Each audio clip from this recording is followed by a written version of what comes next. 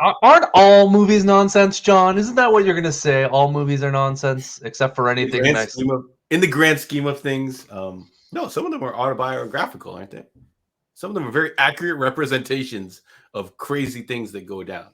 Like The Godfather, which you've yet to see yet, John. It's an autobiographical movie. Is it based off a true story? At the beginning yes, of The it Godfather, is. does it say It's based off a true life events? Yeah.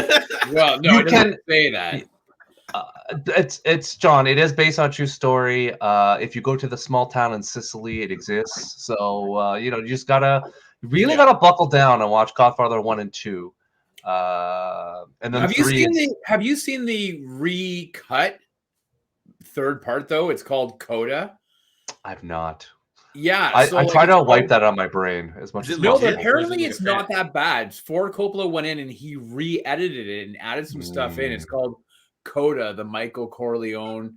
Apparently it's a proper finale, and so much so that now when they sell it as a trilogy, you can't get the original cut of Godfather 3. It's now this Coda, the Michael Corleone. Yeah, whatever it's called. Yeah, it's not like Blade Runner where they make you buy every single edition when you buy the one edition. The final cut. Final, super final. We swear, final cut. Yeah,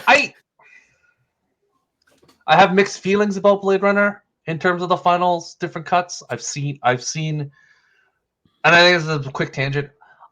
When Tiff used to play those movies in the movie theater, I really enjoyed watching old movies in the theater.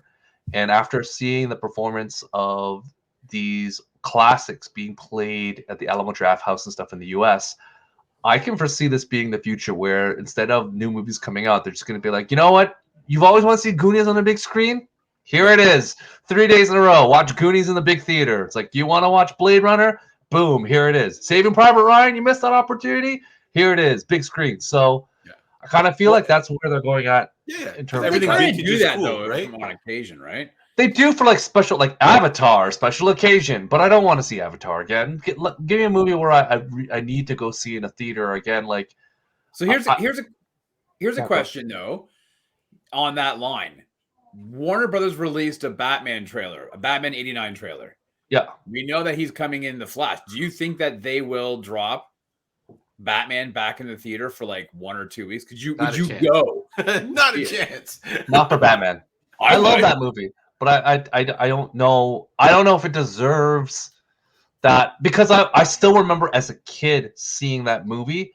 I want to see the movies that, frankly, I never had a chance to in the theater and have a new. Because I can tell you for sure, I did not watch Blade Runner as a kid in a movie theater. So the fact that I was able to see it in its entirety was a very unique. I want to see Ben-Hur. I want to see like the true classics, and then Godfather, of course. I'll watch The Godfather again in the theater. No questions asked. Like I did see Jaws this past summer in theater, and how was that? Was really cool watching that in the theater. Yeah, especially like if you have young kids who maybe have not seen a movie, it's a cheat code to be like, you got to go and you can't be on your phone. So it is one of those things where like, oh, if I take a kid there, it's like, oh, you can't walk away. You're committed to this movie in the dark. It's an experience. You sell the experience, like you go to musical or whatever. You're not supposed to have your phones out. So yeah, it's like the purest form. People do. But you can yell at them. So this is what's so how about this? What about Superman the movie? Came out in '78. None of us saw it in the theaters. Yeah. Would you go see that in theaters? It came out a few years ago, like way before COVID, and I didn't get a chance to see it, and I kind of wish I had done it. It was like a year before COVID. I don't care about Superman. I'm gonna say it. I don't care. It's not a movie I care about. I remember watching it a lot as a kid, and I'm just like, I'm okay. I'm all right.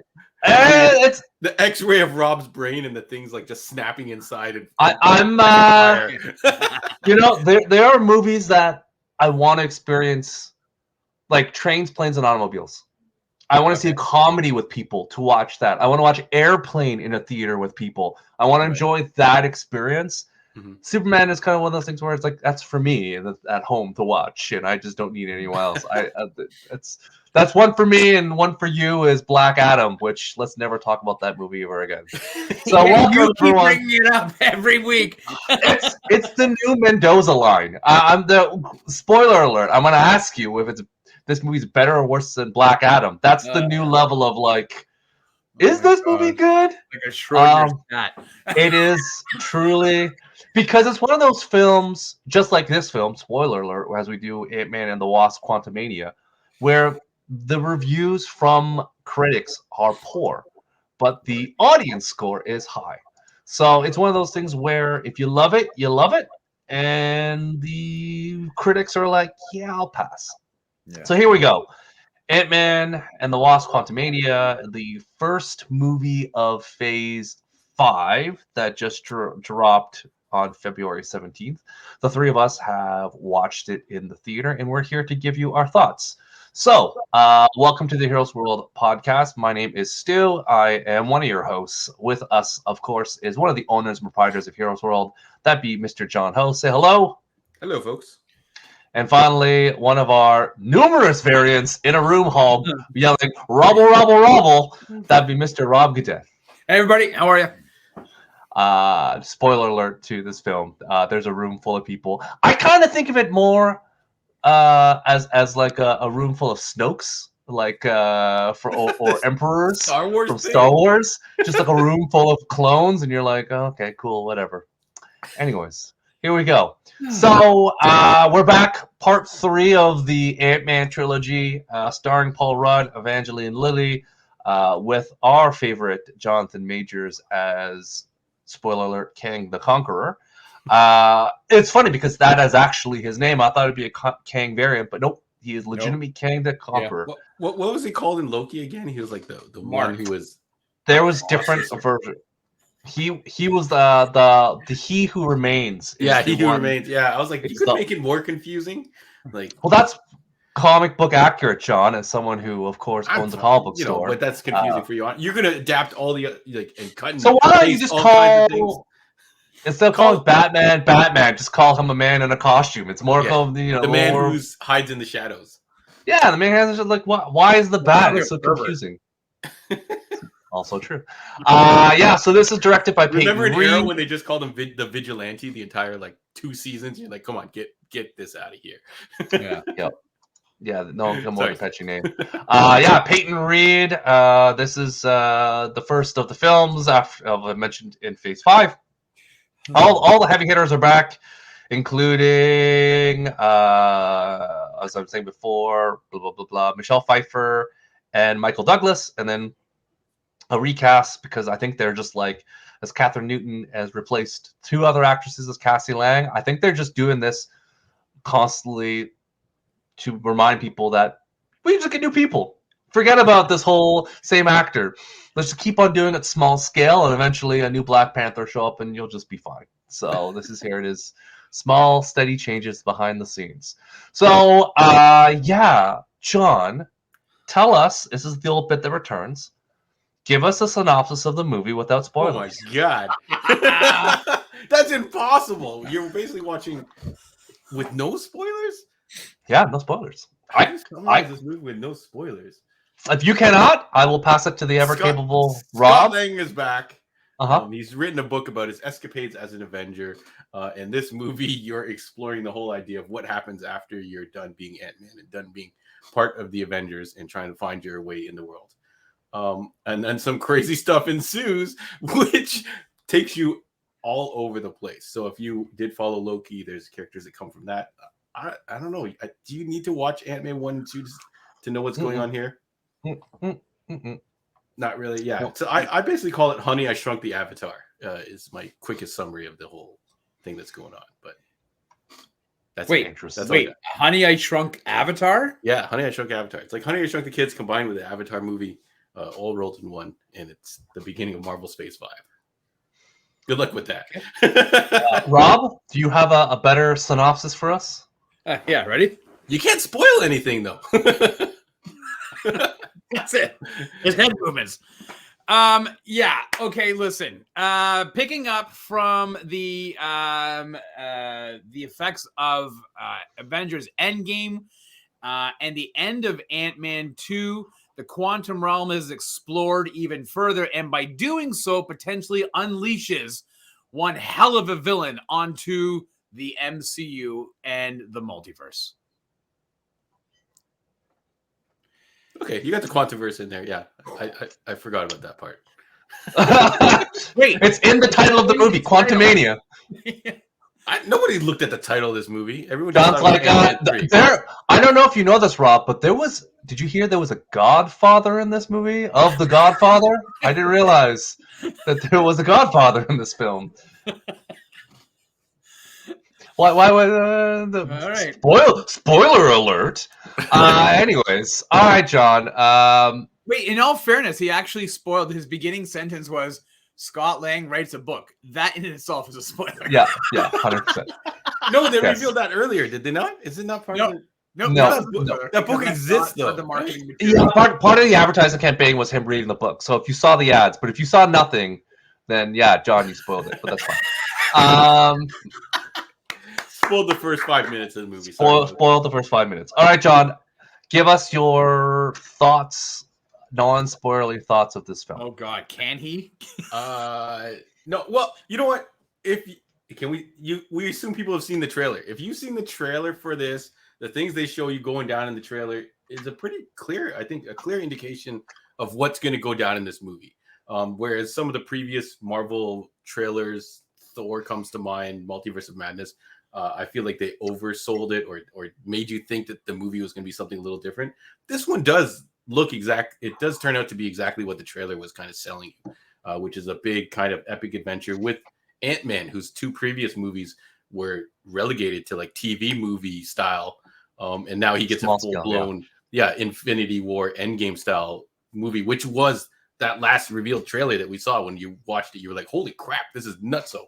And that's what the movie is.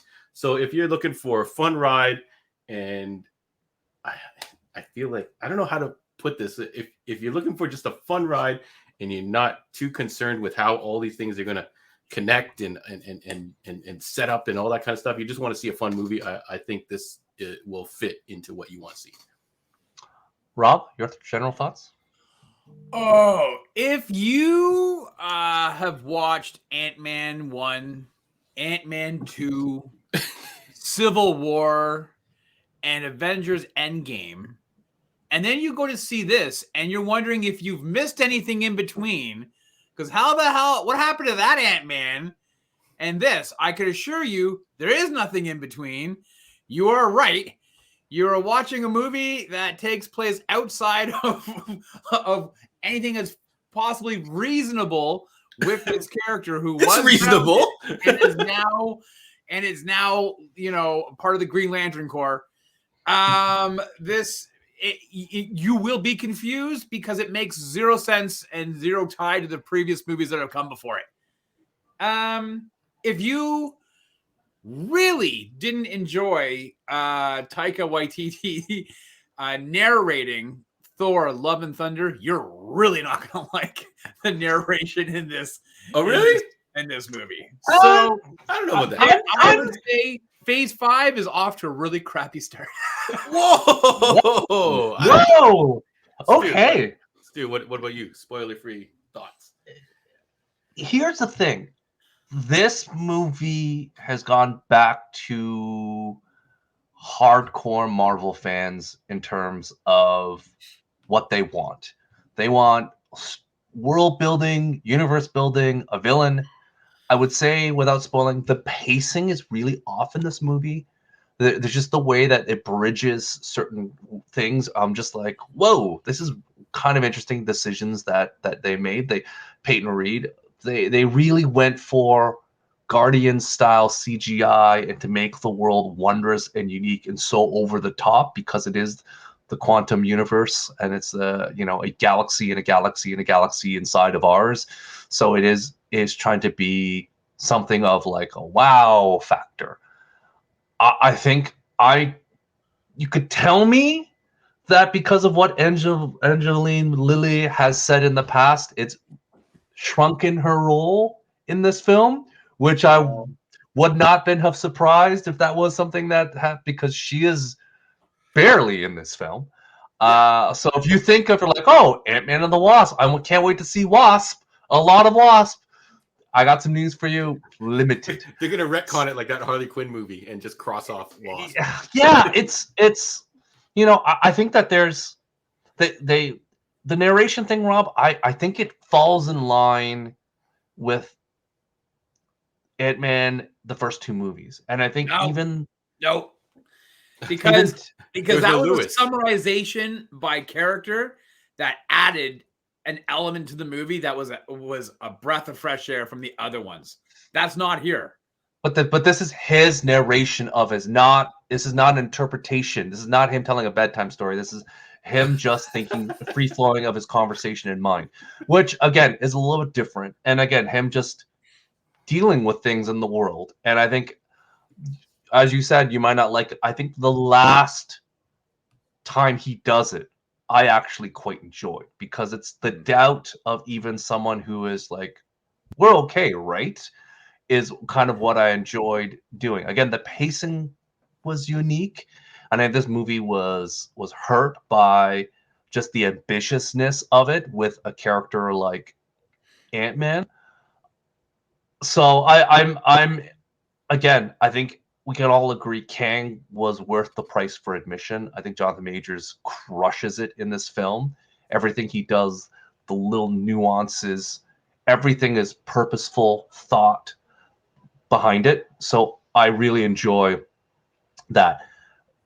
Again, it's one of those films, I guess if I had to compare it to a lot of the Phase 4 films, I will see this again before a lot of the Phase 4 films. But that's we're gonna get to that at the spoiler parts to revamp all of them, because I kind of I have more thoughts, but they'll go into spoilers. So needless to say, John, what would you give this film out of 10? Out of 10, as a movie theater experience, big loud noise, popcorn, everything in your face. I know you guys are probably gonna butcher this thing, but I still give it like an 8 out of 10, maybe an 8.5. Let's go 8.5. I feel like it was pretty. It was well worth. I wasn't upset with my ticket purchase for this. Rob, 5.5. Whoa! No way, dude. What does mine say? Dude, where's my car? Dude, want my ticket money back after he gets out. I would give this film a 7. So I think that's respectable from Stu. That's where I really thought about this film once it was completed, and I can say that there are parts of this movie where, just like we talk, like I basically pontificated and spouted my love for Andor. The Jonathan Majors stuff, I'll go back and watch all of his stuff, everything he did in this film. I'll go back and be like, let's see this again. Oh man! I think Creed 3, dude. Creed 3. I think he's gonna. I'm not sure if I feel the same way for Creed, but in terms of his interpretation of Kang, I think that alone will get me back to this film, and that's. We talk a lot about Marvel villains being just passé and kind of bah. This is not that case. So it's refreshing to have a really good villain that there is doubts about. And again, we'll get to that in our spoiler section. But I would say I will come back to this film compared to the Eternals, which had no real villain really, and I went to watch that twice already. I will definitely watch this more than I will the Eternals, because the Eternals had really no villain that I really cared about, and this one was just like I don't even know your full I don't even know your full backstory, and I'm all in. So let's go into spoilers, John. Throw up the thing, and maybe we can convince Rob to increase it by 0.5. So maybe get to 5.5. You said 5.5, wait, Rob. So you John. Yeah, let's see if we can get it. 5.5. Let's see if we can get him to 6. So all right, passes. John, no, it fails for Rob. Okay, tell us For those listening at home, we are at the spoilers, so if you have not seen it, prepare yourselves. John, give us your highlights, your lowlights. What are your thoughts? Give me your okay. countdown. So this movie, I think this is a lot of fun, and I'll just do. I think when we talk about Jonathan Majors, which is clearly the shining point of this movie, I just whipped together my quick list of 3 characters that just made me laugh in this movie, either intentionally or unintentionally. So number 3 goes to I Have Holes guy. He was pretty funny. He's like, "How many holes do you have?" He's like, "Here, let me stick my finger in your mouth, or whatever the hell this thing is in your mouth." And it was hella funny, convenient. That was David Dastmalchian. That was our boy. Dastmalchian, yeah. Dastmalchian, yeah. What's he from? He's from The Dark Knight. He's from Ant-Man. He's from Dune. He was the Russian guy.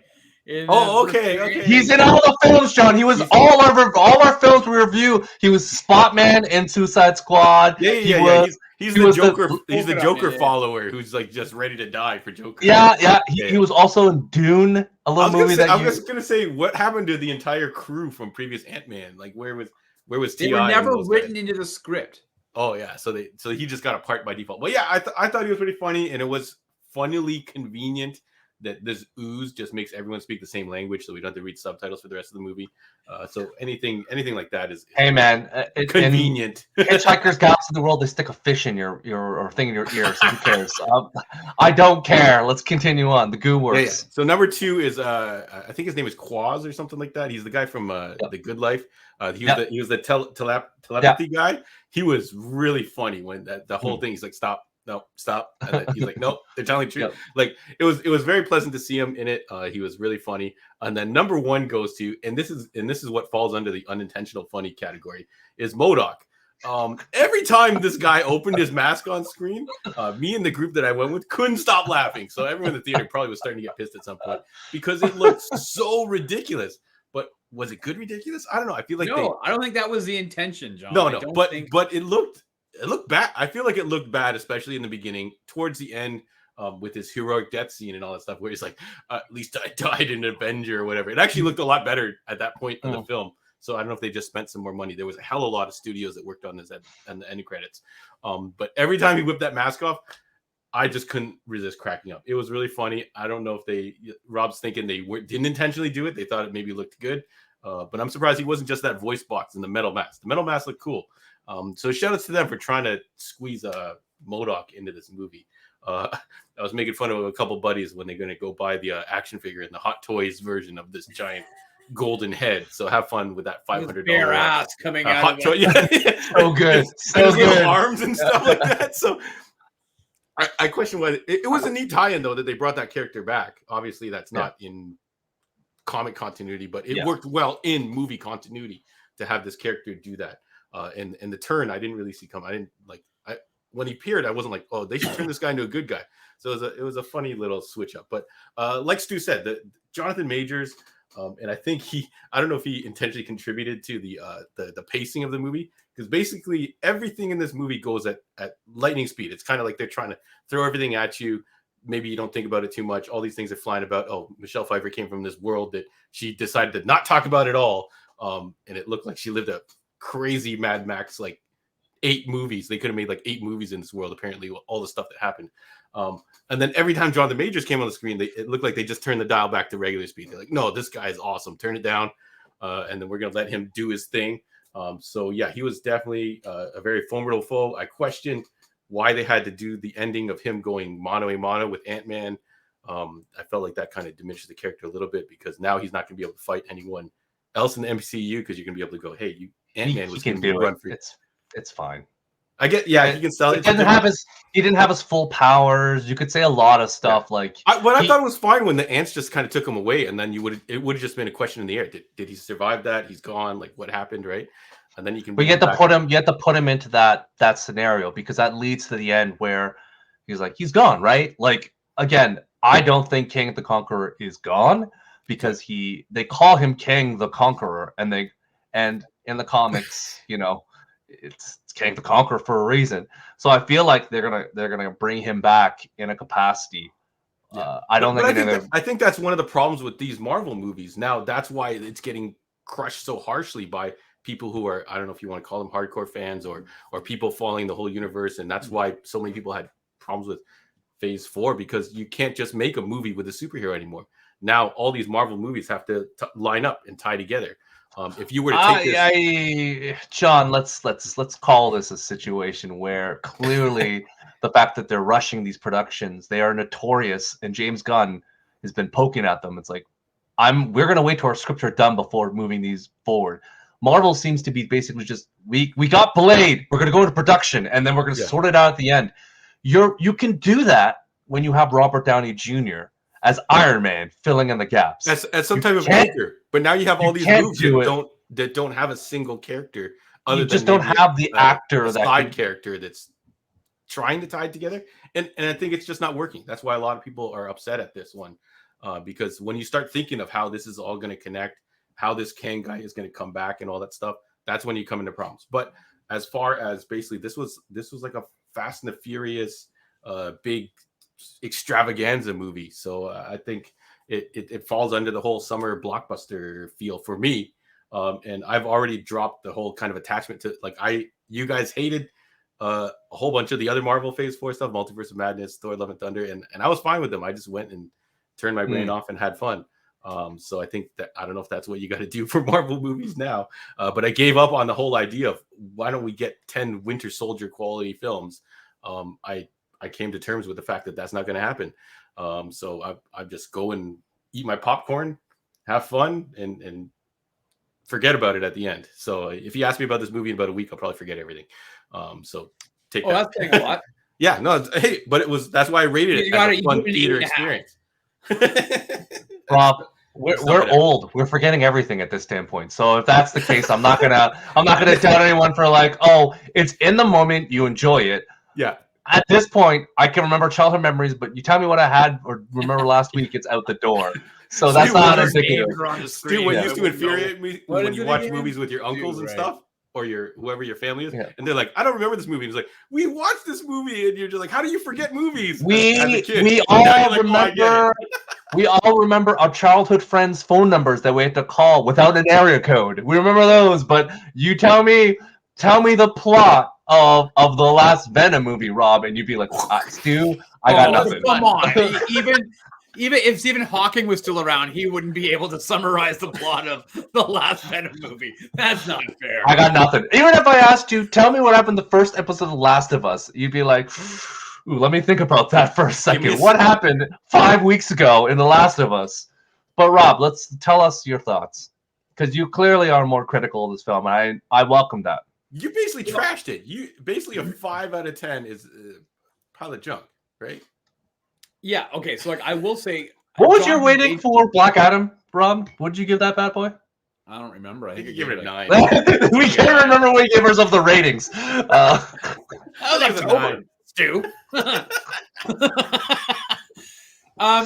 Okay, so I agree. Jonathan Majors saves this movie. It's just absolutely brilliant and really has me excited for him as a character, as a villain going forward. Because if he couldn't stick the landing in this, then he's not imposing, and you don't give two shits about what happens in phase 5, 6, and 7. You're just like, whatever, man. This is our villain. Like, it's a complete opposite of what they did with Thanos, where it was building it up. You would see the occasional end credit, right? So at least there was a lot riding on Jonathan Majors' shoulders, and I think he totally delivered. So, big props to him for that.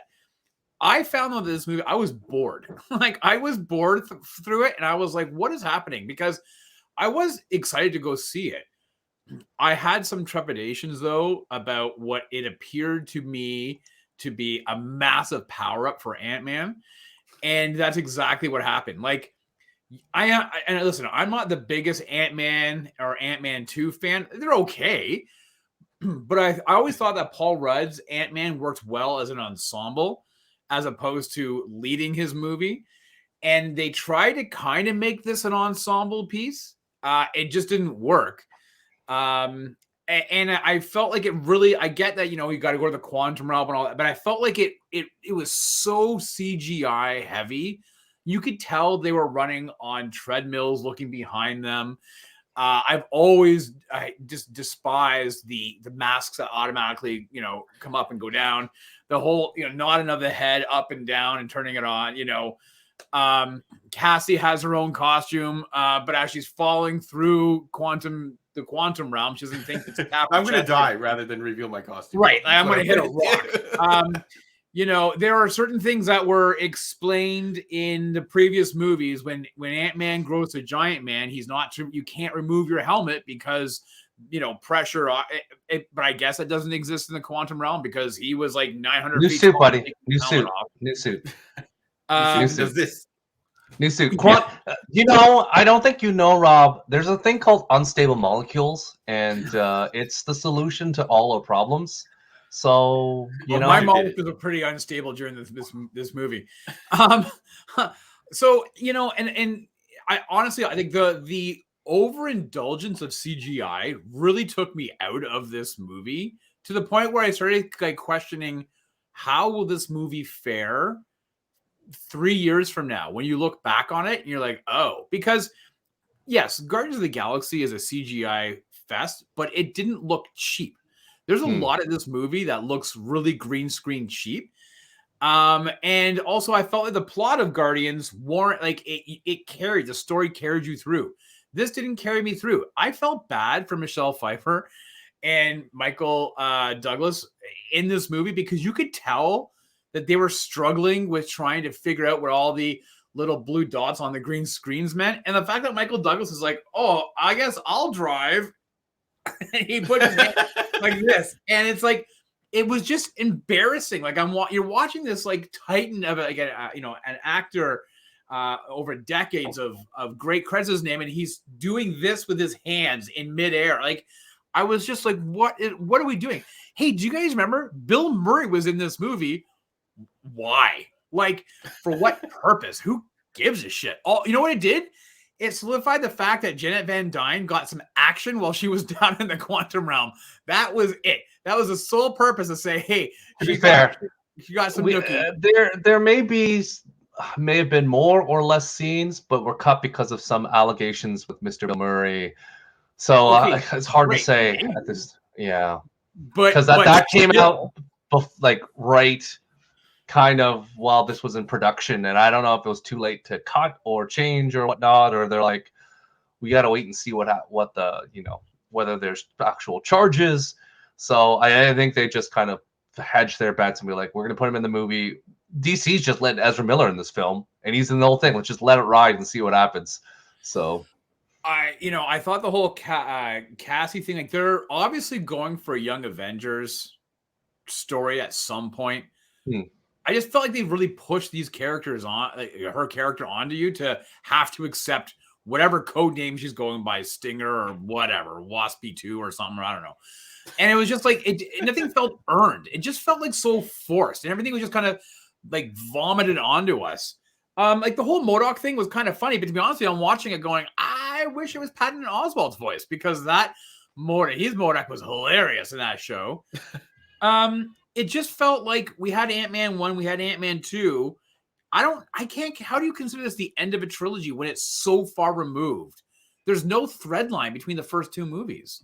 And so I'm like, it just doesn't, you know, the whole thing. And then, you know, when he was separating into like 8 million versions of himself and trying, you know, doing the ant hill climb up to get to the top, like it was just felt so, like I know that there's a lot of love for the Star Wars prequels now, but if you remember what it was like when 97, when they came out, and everybody was like, wow, it's all green screen. Like you could just tell how fake Phantom Menace and Attack of the Clones looks.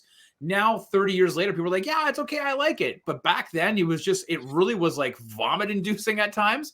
And that's kind of how I felt with this. I just felt like it was just too much for a character that doesn't deserve it. Like, it just didn't make sense. And so overall, you know, Jonathan Majors aside, this movie is just not for me.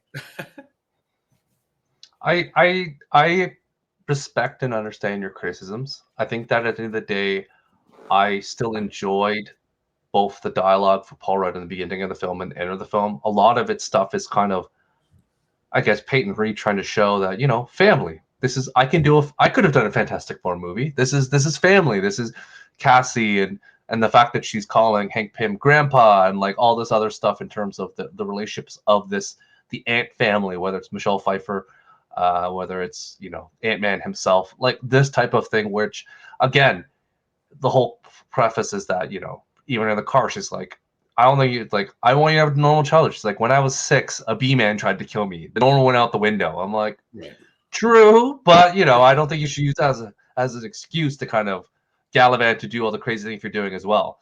So there is kind of a balance towards that. So I would say, you know, there are moments of this film where it took 45 minutes for us to get to Kang. It was a little too long for my liking of the buildup of Kang. They couldn't even, like, I'd rather like do the Voldemort, like the he that shall not be named, like something of that, like, or the Conqueror or something. Like nothing happened until 45 minutes and then shows up.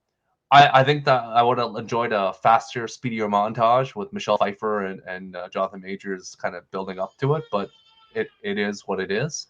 I'm excited to see Jonathan Majors in the next film.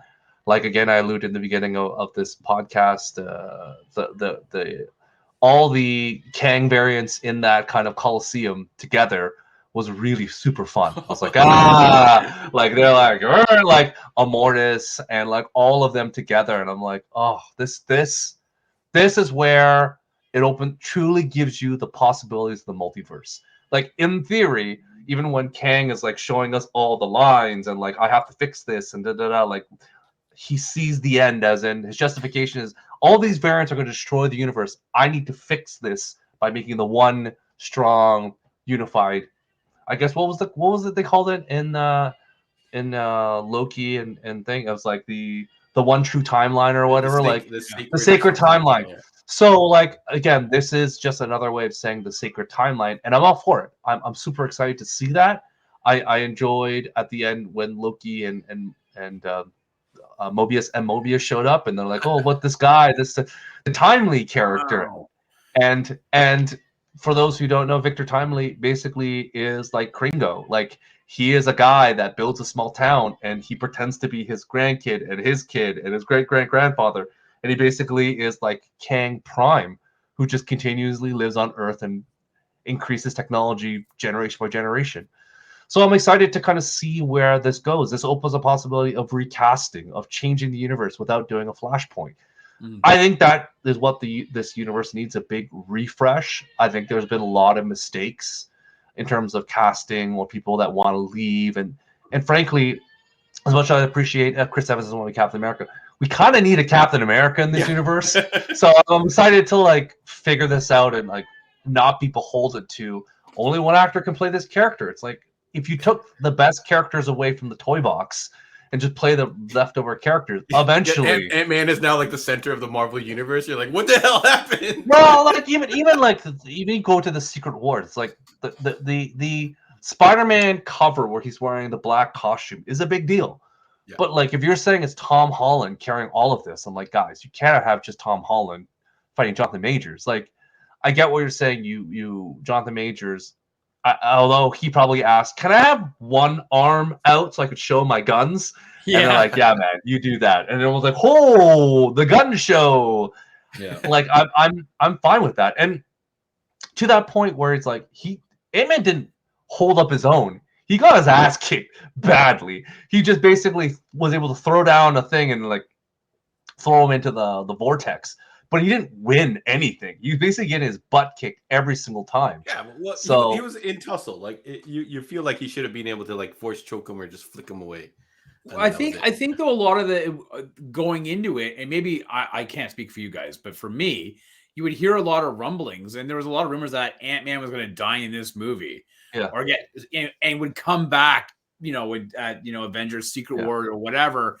Back from the quantum realm in some capacity, wherever he ended up, and that never happened. So I think that there was like I don't know where that rumor started from or what happened, but like I think about Ant-Man 1, and I think about how like it was so cool watching the shrinking abilities, and he was interacting with like Thomas the Tank Engines and all that stuff, and then when he was Giant Man with the big boat, with the yacht, the ferry, whatever, but then his powers were nullified in the quantum realm. Like the perspective, it was just a universe just like ours, but nothing. But and I actually was like, why don't I honestly think this story should have been used for like Thor: Love and Thunder. Like, get rid of that title. But I think that Thor in that realm would have been much better suited against Kang than Ant-Man. And so I'm just kind of like, but Kang's already said he's already killed the guy with the hammer. So like you can't really. Well, okay, but that was that one line easily. But I'm just saying, like, I think Thor would have been a much better. Yeah. We don't know which Thor that was. Maybe that was Party Thor. So like again, it's probably easy to beat up the Party Thor. Bill. Yeah, that's true. Beta Ray. It's a frog. Yeah, it's one of those things where you laugh because it's. I enjoyed the little like the interspersing of him trying to be that father of someone who's clearly like lived her life without him. Because even the things like you're shrinking big, and then you're like you can see that there are points of like reference of like this is still a father trying to figure out how to act with God help you, a teenage daughter, which already is one of the most difficult things to do already. Not alone having a daughter who has super suit on. And you're afraid for her life as she's fighting off aliens. I can only imagine what Rob would deal with if he was in that situation with, I mean, you would let your son die. You'd be like, yeah, just go Operation Human Shield. Stand there, protect me, but save the omnibuses. Your job, protect the omnibuses. Sydney, I'll protect you. All right, let's break. And your son's like, what? What do you mean save the omnibuses? It's like, Dad, like this is the. I can imagine that's the dialogue in the Godhead household.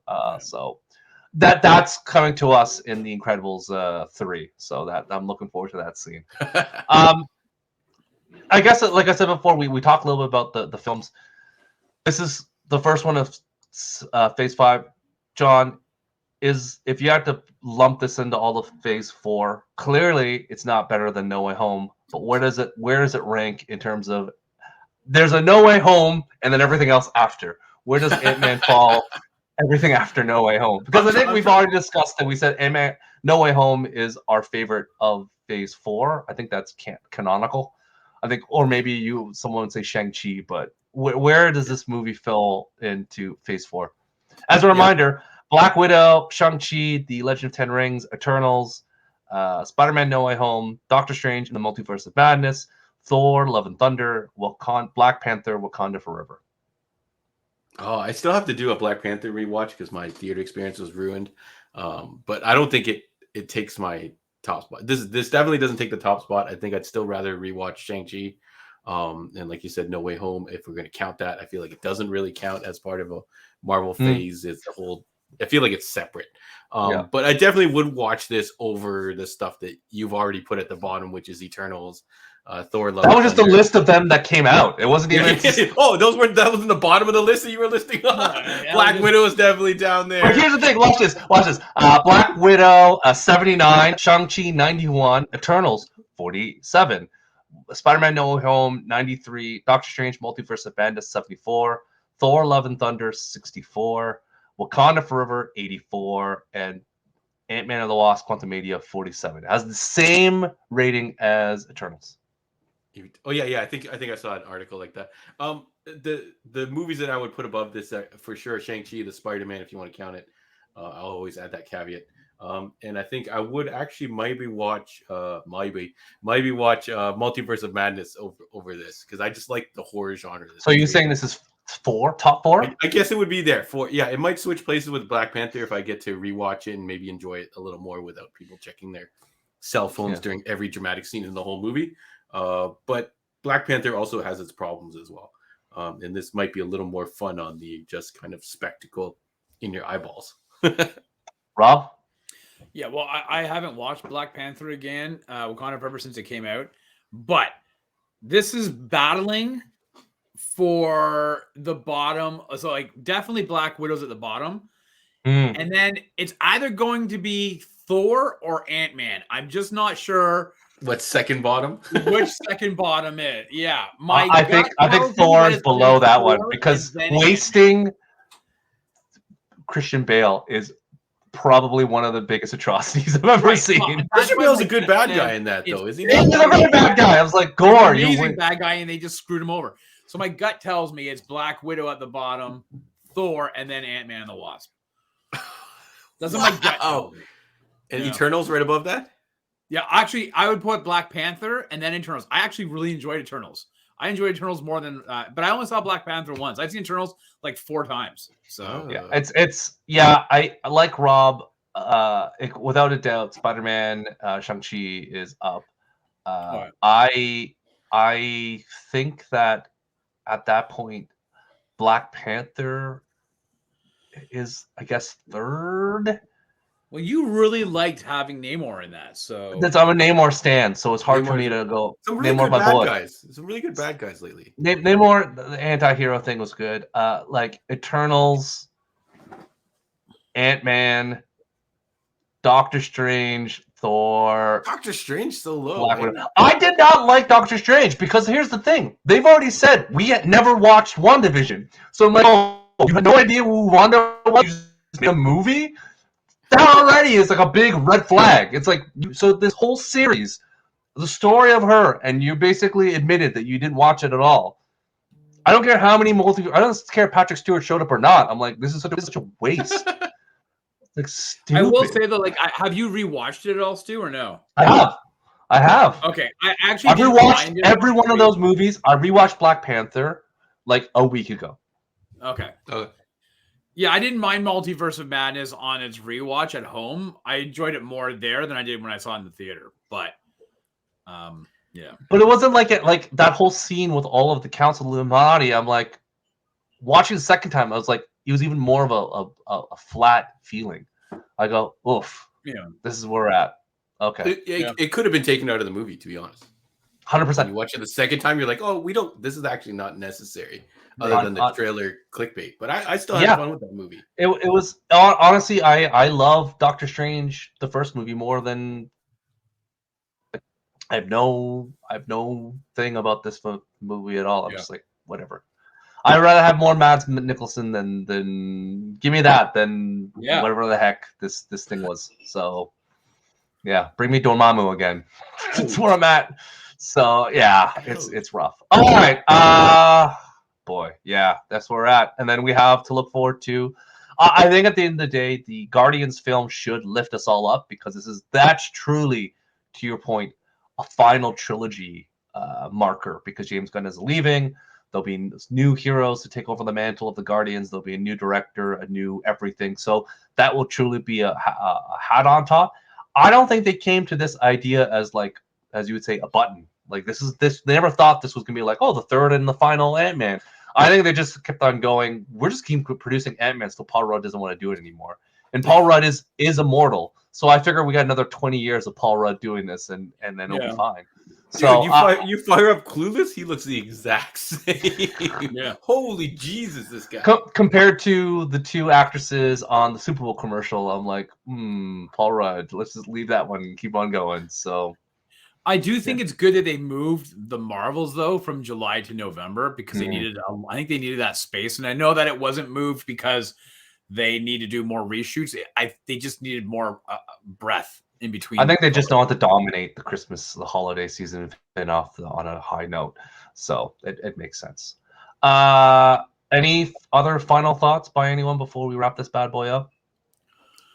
I think glad they gave that army the glowing heads. Otherwise, I wouldn't know what the hell was going on. That was a very Cobra versus G.I. Joe red lasers and green lasers thing going on. Yeah. I did find you know how the bridge went down and all of a sudden it's, war's over, bridge is gone. Yeah. And then the bridge came back. So Kang should have watched he should have played some Contra. You know when you're in Contra and the bridge blows up after you? If they blew that bridge up, then war's over. I do question the size of Kang's army that he was going to take over the whole world with. That got demolished at the end of this movie all of a sudden by giant ants and Ant-Man. Technologically advanced ants are a thing you don't want to mess around with. We don't know exactly how many ants there were, but I did find it kind of comical that he had this thing to take over the world, and it kind of just didn't stand up to this. Well, I think it's just galaxy by galaxy. He goes up and blows it up, and then he continues the same one over and over and takes the resources and does whatever. I don't know if he's simultaneously... resources down there, though. Because remember, he crashed, he had nothing. Yeah. Yeah, he built it up, John. Built it up. Yeah. Started from the bottom. Now we're here, right? So the ants from the bottom. And then I did like that girl who was the leader of the resistance. I forgot what her name was. I thought she was pretty good in it. Maybe she could have got a little more screen. Apparently, there was a lot more like. I think it's. Do you think there was more Wasps? There was no. There was much more freedom fighter stuff. I think Jentora or something is her name or whatever. Yeah. I think there's a lot more of that, but they're just like for time and pacing, they're like, we'll cut it. So let's see an extended version. Maybe add some more freedom fighter. Like I was waiting for like an homage to like Total Recall. Like that's what I was waiting for. You can read minds. Like I was waiting for like the guy.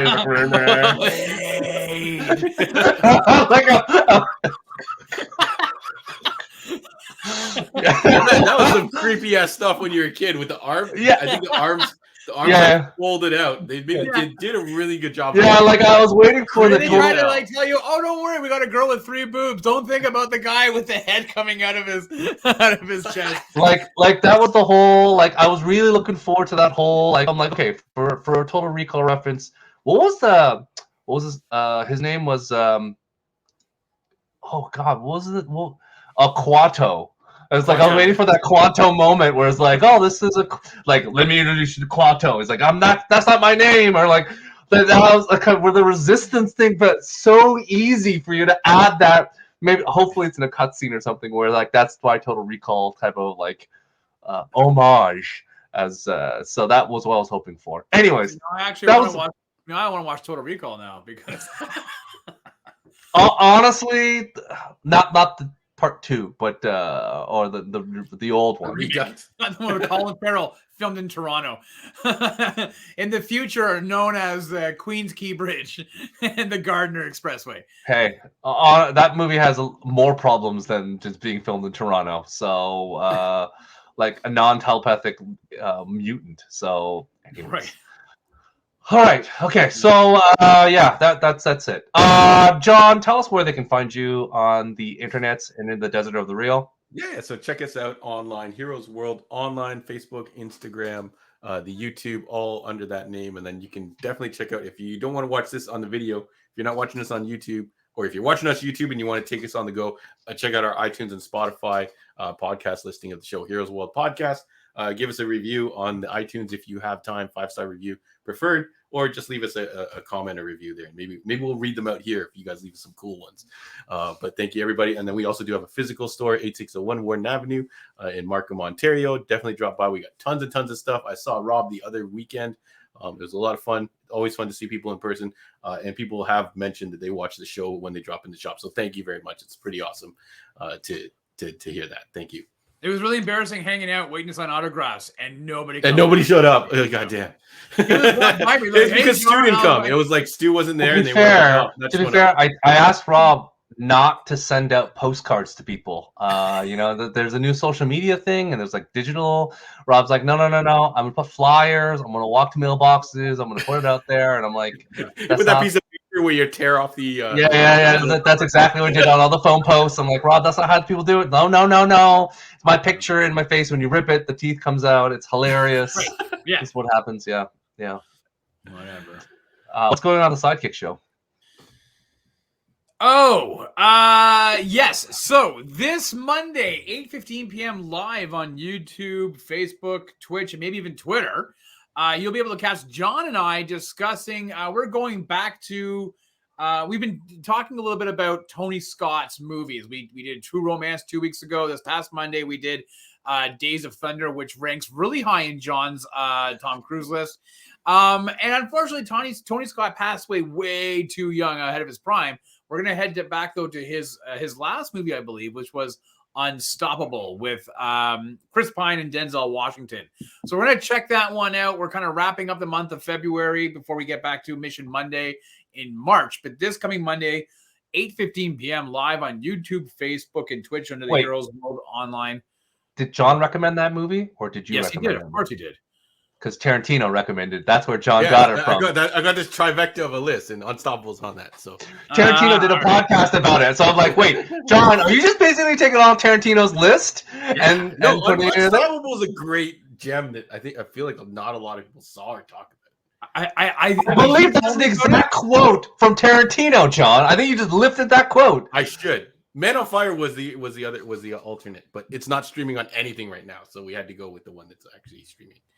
But we are going to do it. If you haven't, listen, if you have Man on Fire somewhere, keep it handy or keep your eye out to see if it's easy to rent, because in March we're going to do a Man on Fire versus Equalizer. So we'll see which Denzel movie comes out on top. Oh, I thought you meant the Equalizer with Queen Latifah. Yep. Yes. Yeah, we're doing a full season recap of the Equalizer. I heard that show's great. Don't make a promise.